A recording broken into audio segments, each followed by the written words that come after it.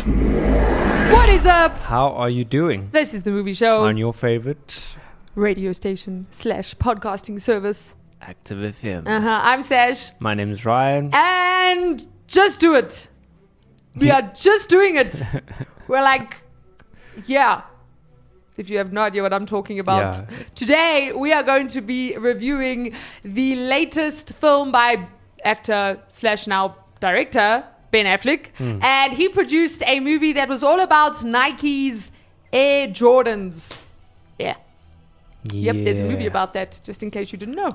You know. I feel like I've been warming up to this film just because I've watched a lot of interviews with Ben Affleck and like I've heard about this film a lot. And like it's not quite the way that I pictured it. I thought there was going to be more focus on what's his name? Michael Jordan. I know something Knight. Knight? The CEO of Nike. Oh, of Nike. Yes. I'll give you his name now. He was played by Ben Affleck But that in the guy? actual film. Yeah, that guy. Phil Knight. That's There we it. go. Phil. Of course it was Phil. Phil. Sorry, Phil. Phil Knight. got your surname right though, because Yeah. it sounds like Nike. So that's how I couldn't Nike. get it. Yeah. But then we watched it, and it was one of those films I watched really late. And did you stop it? I'm tired. Yeah. Because I couldn't stop it. Yeah. I was like, I really have to, but then I was like, no, I can't. And then that was it. And then I watched it. It was really, really good. Yeah. I saw this film come out in the beginning of the year, and I wasn't so I saw the cast, but I didn't know it was directed by Ben Affleck. I didn't know anything about it. So when you're like, I must watch that movie, but it's like there on. In fact, I had the movie. Yes, it was part of my movies that I have I'd that like I to know haven't how you watched got yet. it. I had to. I think you know what my secret is, right? So like, I'll tell you my secret, and then you tell me your secret. as in finding films. No. This film specifically. How I found this film. Let's start general broad So first. I have Rotten Tomatoes as my default browser page. Oh, yes, that's and then right. every time I go on the internet, I automatically see what's just come out. So then you're like, oh, flip, there's a film by no. If you don't want to be distracted for like a good solid 5 minutes, do not do that. I highly suggest. But I like it because it helps me stay up to date with what has come out without having to do much. You just go into your Open your browser. Yeah, and then literally like, bah, you see Brad Pitt's face and you're like, ooh. Oh, look.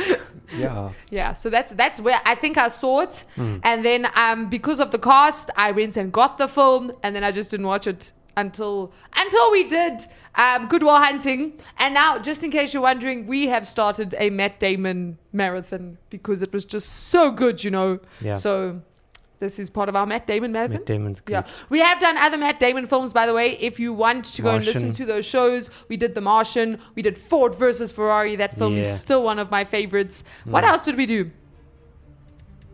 I'm trying to think now, I remember but we'll get there. I remember The Martian. Yeah. I remember the Ford versus Ferrari. Obviously, we've now done Good Will Hunting, and then today we're doing Air. I was almost going to say The Accountant, but that was... No, that was Ben Affleck. That was Ben Affleck. Very good film, though. Yeah.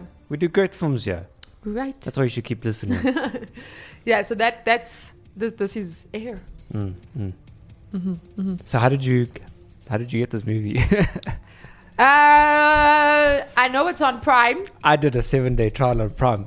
Okay. I mustn't forget to cancel it. I've also done that actually. I wanted to watch a series on Prime and I was like, Prime actually has decent stuff I on wanted it. to cancel straight after the movie. I'm like, Wait, I still have 7 days.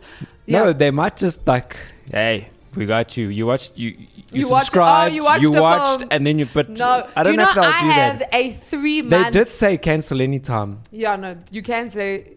So what is the catch, Prime? Somebody Well, tell you us. get 7 days of watching for free, and that's supposed to hook you, or you're supposed to forget. That actually once happened to me. So I was watching The Office, and then I started my 7-day free trial, and I completely forgot about it, and it Next took. minute. And then I was just like, ugh, I'm not going to cancel it now. I'm just going to watch this month, and then What I the think hell? that turned into 2 months, and then I don't have Prime anymore currently, but that is how subscription sites get you, Okay. But I do currently have a 3-month free trial with Apple TV because I think I got a device, and then because of the device, they're like, yeah, here's 3 months free. I was like, oh wow, thanks. So currently I have a 3-month free trial with Apple TV. There's what's weird with Apple TV is the movies you can't stream. you have to buy or rent the films, but there's series you can watch. So like Silo, that's how I watch Silo. I even gave my mom the account, and she's been like, she's actually watched more stuff than I've watched. I'm not the greatest person at series, but I'm trying. I'm serious.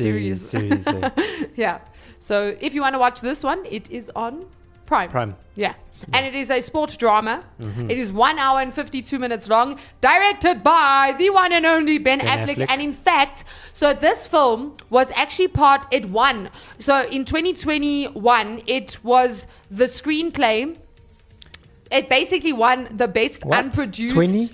2021, sorry. In 2021, it was the best unproduced / blacklisted screenplay. I was about to say. In the film industry, there's I mean, a list. There's so many scripts that are written like yearly, and there's actually like a blacklist of like all the scripts that haven't yet been made that are good, that should have been made. So this was the best one for 2021, and Ben Affleck and Matt Damon actually then took the script, who was written by Alex Convery, and they rewrote it and then started production. But then also, this is their production company, which is called Artists Equity. It is their production company's first film. So somebody wrote the movie and then they rewrote it. Yeah. So they took it and then they rewrote it. I think one of the things they said was wrong with the script was there was no African American character. Which they were still like, how can you not have an African American character? Because I mean, like, first of all, it's not about, but it is about Michael Jordan, who is an African American. Then there's his family, who are African Americans. Then there was that friend that still played the one character who knew Michael Jordan very, very well. He's played by Chris Tucker. Yeah. What was his name? Howard White. He's African American. So there were like a lot of so that's one of the things that Matt Damon and Ben Affleck did to like fix it. I don't know what else they did, but they basically took the script and then like rewrote it.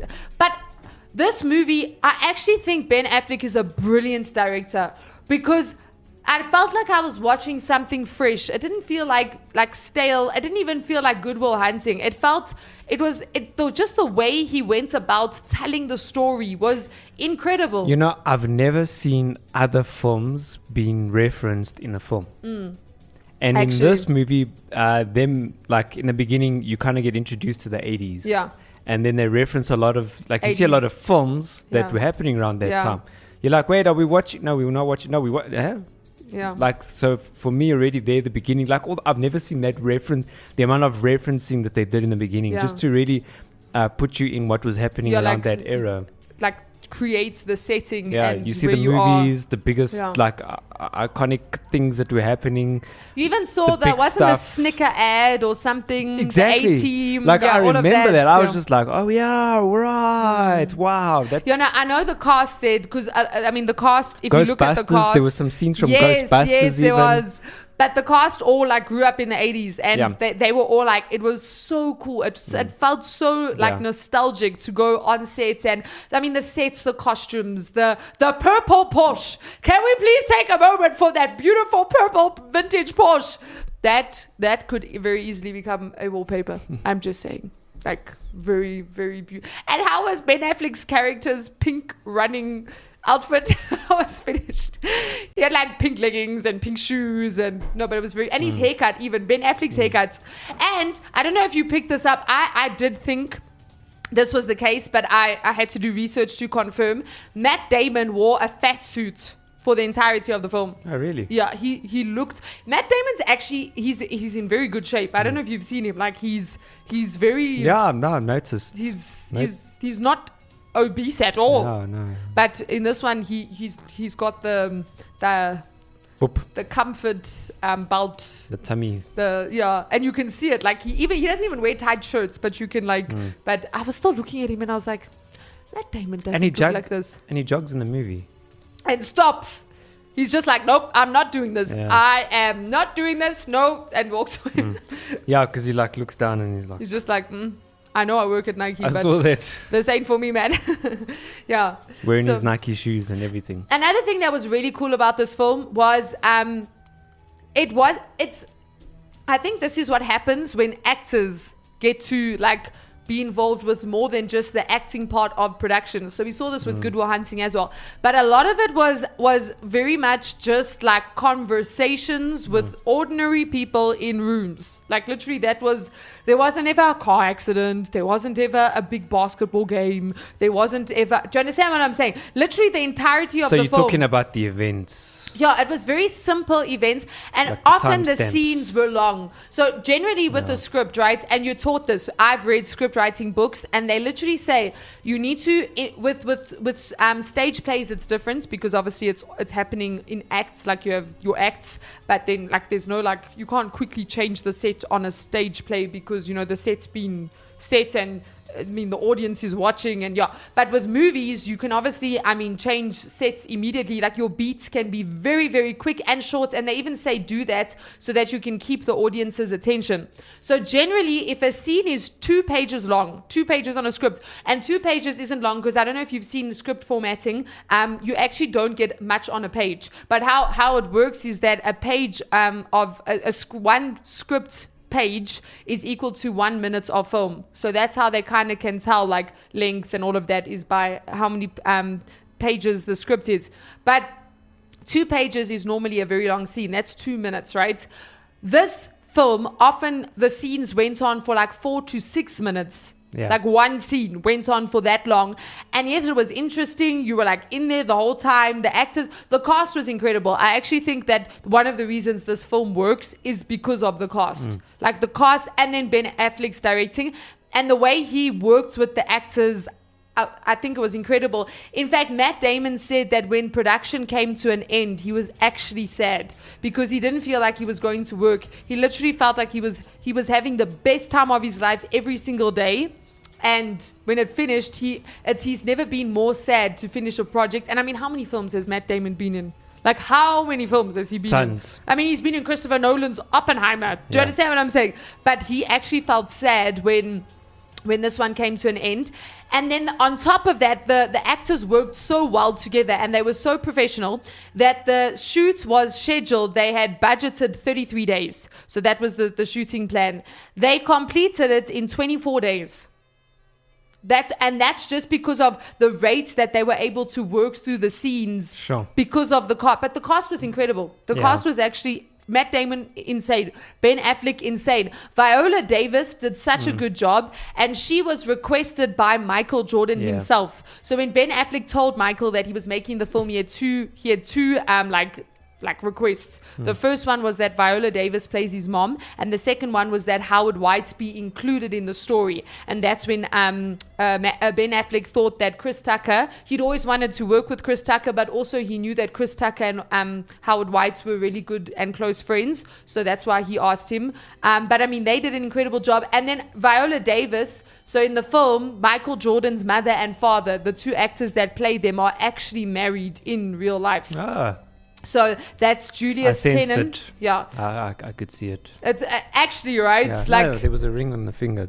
No, I'm joking. All right, that was the props. I wonder if they actually just kept the actual ring. And then the other person that I really, really enjoyed, like honestly, really enjoyed, was Jason Bateman, who played Rob Strazer. Yeah, he was so good. He grabbed my attention as well. And I've seen him. He's often in like comedic roles. Like I know there's one film. I can't remember the name of that film now, but I know him from that film, and then I've seen him in like other like comedic. But he also does like a lot of drama. In this film, he was kind of like because. I think in the beginning he was a bit more stern kind of thing, and then eventually he like kind of joined in with Matt, and then it was like the team of them together. So it was, and especially like one of the end sequences where he comes walking out, and now there's a lot more involved because it's his girl, family, whatever. And then it was good. It was emotional. It was very good. You're like, I felt like a champion. Right? Yeah. And I think the other thing I love about this film is, so when you think Air Jordans, obviously it's the shoes are what they are because of Michael Jordan. Yeah. So you're like, okay, this is a film about Michael Jordan. This is not a film about Michael Jordan. That's what makes this movie so great. Right? Yeah. So in the film, what you'll do is you'll see Michael Jordan actual like real life footage of him like playing ball or whatever.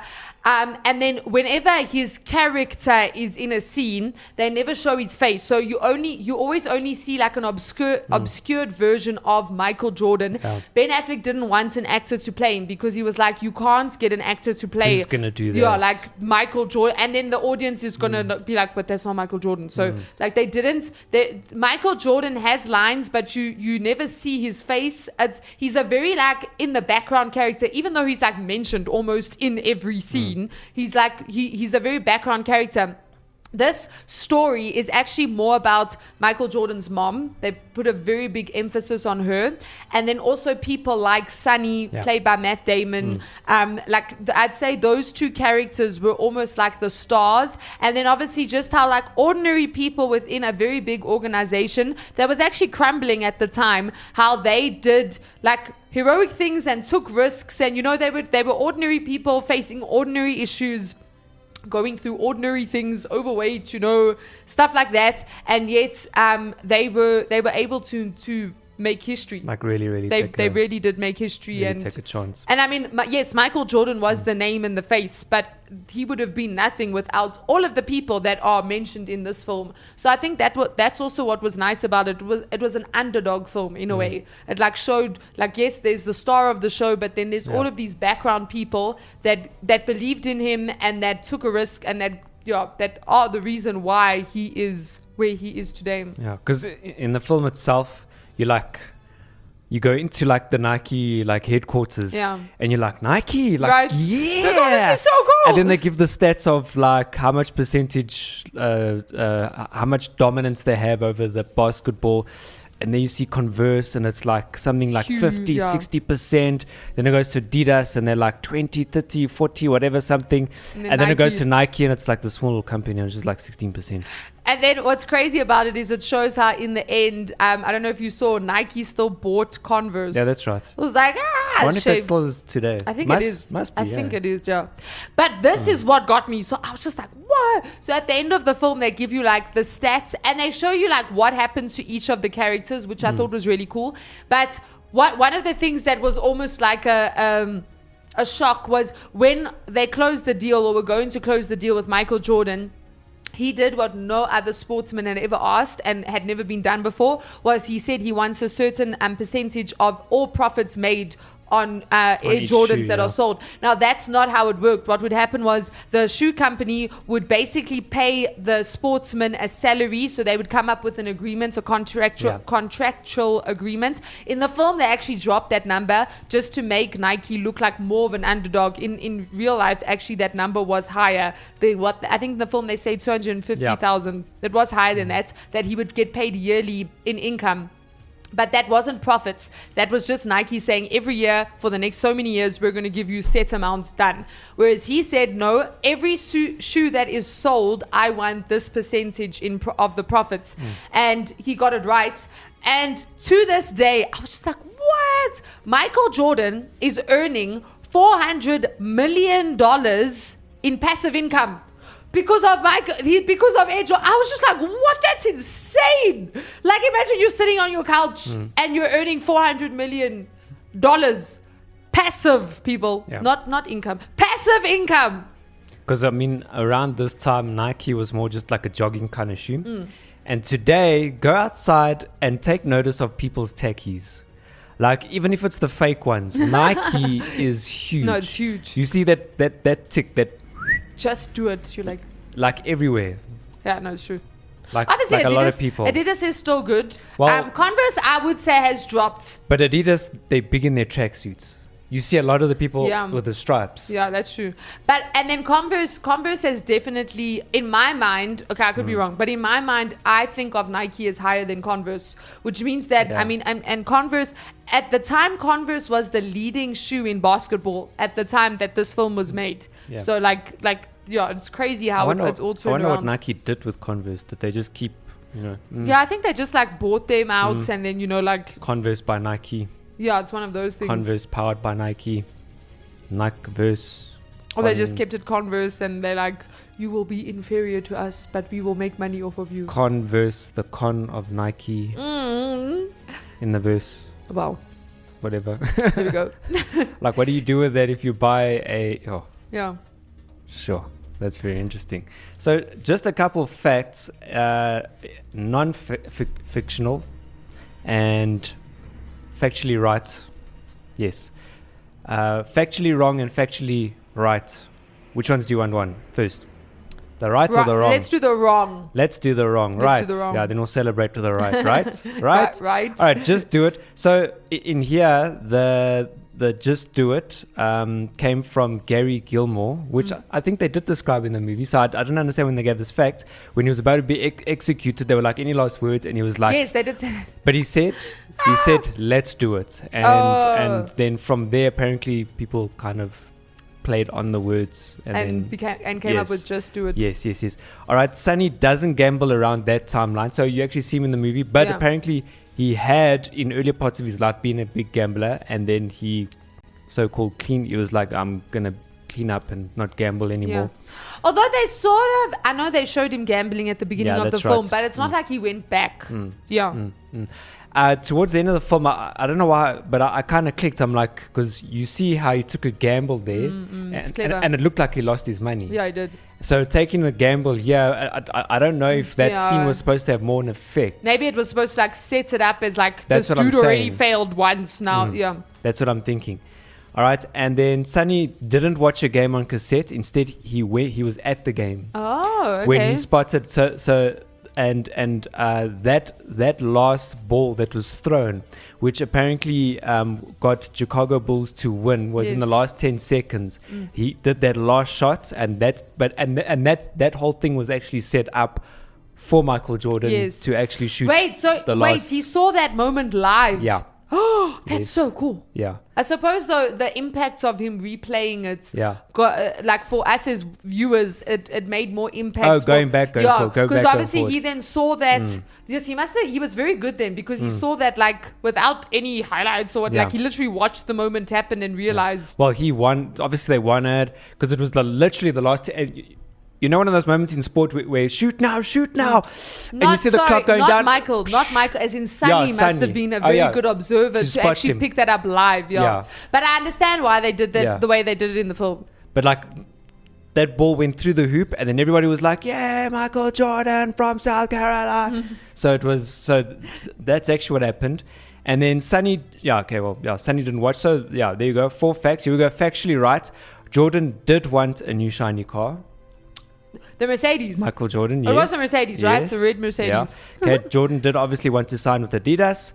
And then the founder of Adidas was part of the Nazi youth party. I didn't know that Adidas was German. Excuse me if I am just like under a rock for most of my life, but I actually didn't know they were German. That makes 2 of us. Yeah. And then the name Air Jordan was Jordan's the agent, his idea. In fact, he actually claimed the rights to it, and then they basically took it from there. Then NBA's 51% white rule was true. That was crazy. With the shoes. That was crazy. Offering a 5,000 rand fine per game. To if they break that rule. And Nike paid it up until something crazy. Well, like they were given I think it was till 1990 something or even 2000 and something that Nike was paying that. Apparently, Jordan played it quite smart in his appearance, so they ended up not paying too much. Okay. In terms of that rule. That's clever. And then, in 2000s, NBA dropped the restrictions. And then last one, Jordan was an underdog, all right? He was even too short for his high school varsity game, so they put him in the junior team. What? And then he was one of 3 basketball players selected to play with the Chicago Bulls. Honestly, I think Michael Jordan possibly is the greatest sportsman of all time. Yeah. Like, that guy was insane. And the fact, he went to baseball. Yeah. He went to baseball. I saw some shots at the end. He went to baseball. He legit went from basketball to baseball and did well. So he did do well. I think he did well. I'm pretty sure he did. Because he was even... People out there know.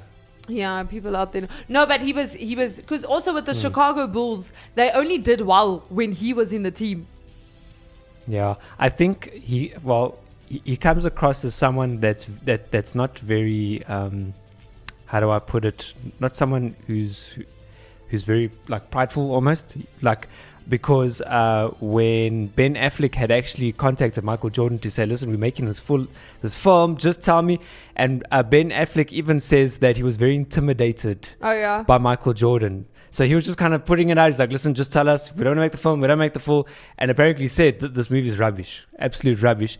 But then he said, don't make it about me. Oh, wow. Make it around the people around me, kind of thing. So Ben Affleck and Matt Damon did a very good job with exactly, that. They because did a very good job, even in the film, you actually see how it's about family, about his mom. And Sonny actually mentions that he saw that, and that's how he used to actually win over Michael Jordan. Michael Jordan. Yes. Yeah. And I must just say, Viola Davis, that woman is such a good actor. Oh yeah. She's so good. I remember another fact about her. So in the movie, you see Sonny driving out to the family. That didn't happen. Oh. In fact, the first guy that you see that he's talking to in a bar. Yes. And he's chatting to the guy, and he's saying, you know, what do you think of my idea, kind of thing. And then he tells him the story of when he took a chance, and when he took a chance, he got the I Have a Dream speech exactly by Martin Luther King. Like yes. Now that character actually knew Michael Jordan personally. Yes. Sorry, I couldn't mention names because I don't know the name, but he arranged a meeting to meet with Sonny and Jordan where they met up and they spoke, and then they got his mom involved, and then apparently they were then going to have a meeting together, which the agent actually organized. In this film, you see the agent as being like this very, this guy that's like, no, don't come near. But he actually arranged the meeting for them to meet. And also, I think he convinced Michael to go with Nike. I also read somewhere that he was actually the one that convinced. Also part of he it. Convinced. I think the guy's name was George Raveling. I think that's the guy that got the I Have a Dream speech, as in he actually got, because they confused him for a bodyguard, and then Martin Luther King gave him the speech, and so they still tried to buy it from him. People tried, and he refused. Crazy, yeah. But Michael Jordan didn't want to actually go see in the final meeting. And his mom did say, no, you got to give him a chance, just go. And so... And look at what... Yes. I mean, imagine if he didn't. Yeah. But I know Viola Davis is also acting. I'm actually really excited. So Hunger Games, right? You know the Hunger Games trilogy? Yeah. There's a movie coming out. It's called... what's it called now? The Ballad of Snakes, Songbirds and Snakes, something like that. That rings a bell, eh? Basically, it's President Snow's origin story. Ooh. It looks so good, and that's coming out now in November, and Viola Davis is in it. She plays, I think, an antagonistic role. She looks like the main antagonist, but she also looks like she does such a good job in there. President Snow's mother. No, not mother. She's not the mother. She's someone. I think she's like the head of the Capitol. Ooh. That could be good. No, it looks very good. I'm like super excited for it. You know, Ben Affleck, his first couple lines in this film, I don't know how you felt about the way that because Ben Affleck, like his character, his voice, he doesn't really come across as someone who's like this top CEO. Yeah. He's more like the work guy on the side, kind of thing. He was so cringe at times as well. But the first couple lines that like he's spoken is very low tone, and I was just like, wait, this guy's actually putting this off very well. No, he is. Like I almost don't recognize him, but then as you go throughout the film, you're like, oh, okay, all right, Ben Affleck. We keep saying last one. This is when you know a movie is good, is when we keep remembering. There's no last fact. One. So I was watching Ben Affleck, and he was talking about how he actually screened the movie for Phil Knight, who's the head of Nike. Oh yeah. As in the room, and he said sitting there, and obviously in the film, like it's got very comedic elements to it, especially when it comes to like Phil Knight, and he never at one point regretted or felt bad about portraying him like that, but except in that moment when Phil Knight was screening it for Phil Knight, and he said he just wanted to run away, like he just wanted to dig a hole and die. And he said though Phil Knight afterwards was so gracious about it, and like he wasn't like unhappy at all, but like he literally was like, oh man, what did I do? Why did I do that? But you enjoy Phil, you enjoy the character. At times you cringe, like especially when he's like, sorry, I'm late. You know when he walks in and you're just like, stop talking. But what I wanted to say was that I'm a CEO. And everyone's like, okay, shut up, just sit down, just stop. No, but it was very good. Was Very, good. very good. The only problem is the swearing. Yeah. And unfortunately, we have already established that Ben Affleck and Matt Damon, they write like they speak. Yeah. Yeah. I was gonna watch this with my family, and then good thing, go look it up. You just search the movie name, Parental and guide. parental guide, and I was like, okay, I guess I'll be watching Never this one in mind. private. There Then was nothing else, so No. it was literally just that. no, I was glad about that. Yeah. Yeah, it was Yeah. just the. But it was very, But very Goodwill Hunting was worse. good. No, Goodwill Hunting was worse. That's this what one- I'm saying. I think yeah. this one was like 60 something use. No, 40 or And- 60 uses. And even the general topic, like Which still sounds a lot. It was still better than like Goodwill Hunting. Yeah. Some of the topics you were just like, there was no like. yeah, there was nothing funny. Yeah, any It was- weird. Yeah, it was weird just the illustrations of anything. yeah. Yeah, so we will be continuing our Matt Damon marathon next week. Yeah, I'm pretty sure it's the last duel, but we'll figure it out when we get there. Got a film to suggest? Just Let us let us know. a comment. We are looking out at the comments. There we go. Until next week, See you then. peace.